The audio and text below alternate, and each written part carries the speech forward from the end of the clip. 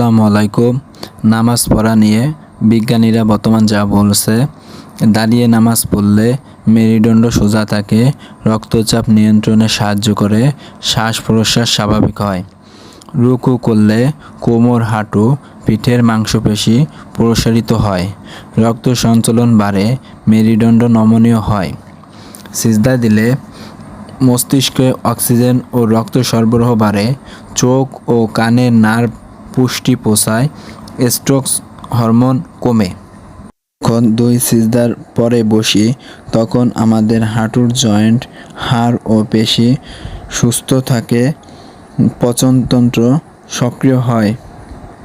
আমরা যখন সালাম ফিরাই, মাথা দুই পাশে ঘুরাই, ফলে ঘাড়ে নার্ভ ও পেশি শীতল হয়, রক্ত চলাচল ঠিক হয়, চোখের পেশি ব্যালেন্স হয়।